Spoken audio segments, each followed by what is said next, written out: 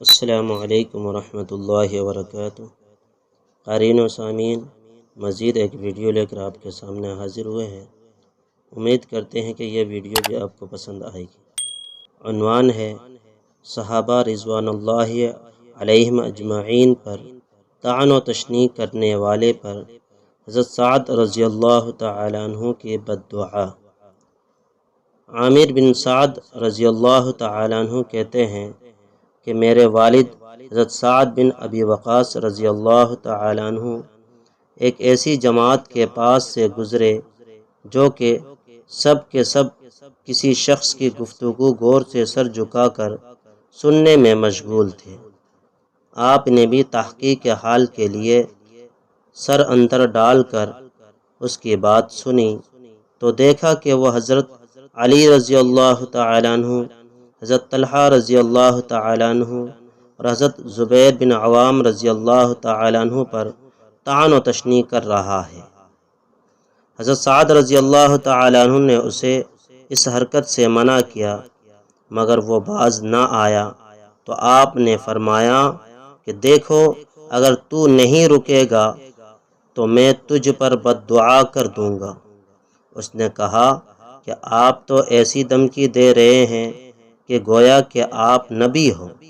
اس کے بعد حضرت سعد رضی اللہ تعالیٰ عنہ گھر تشریف لے گئے، وضو فرمایا اور 2 رکعت نماز پڑھی۔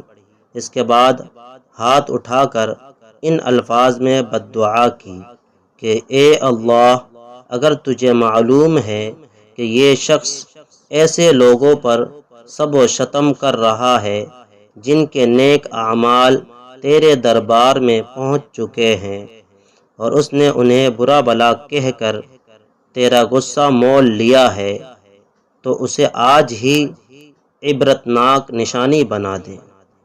اب عامر بن سعد رضی اللہ تعالیٰ عنہ کہتے ہیں کہ بد دعا مانگتے ہی ایک بدکا ہوا بختی اونٹ سامنے سے نکل کر مجمع کو چیر پھاڑتا ہوا اس شخص تک پہنچا تو لوگ ڈر کے مارے دور بھاگ گئے، اور اس بدکے ہوئے اونٹ نے صحابہ کی شان میں زبان درازی کرنے والے شخص کو اپنے پیروں اور منہ سے اس کے اعضاء چبا چبا کر برسر عام ہلاک کر ڈالا۔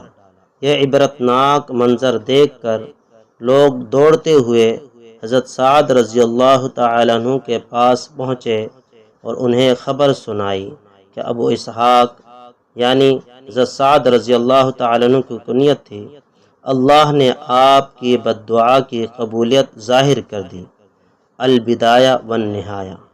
یہ چند واقعات ہمارے سوچ کے لیے اور آنکھیں کھولنے کے لیے کافی ہے، ورنہ تاریخ کے ہر دور میں ایسے واقعات پائے گئے ہیں کہ جن بد نصیبوں نے بھی اللہ کے نیک بندوں کو ستایا ہے ان کا حشر برا ہوا ہے۔ برے خاتمہ کے منجمد اسباب میں سے ایک سبب اولیاء اللہ سے بغض اور ان کی شان میں ہرزہ سرائی بھی ہے۔ حدیث قدسی میں وارد ہے، اللہ تعالیٰ نے فرمایا من عادى لی ولیا فقد اذنتہ بالحرب، یعنی جو شخص میرے کسی ولی سے دشمنی رکھے میں اس کے خلاف اعلان جنگ کر دیتا ہوں۔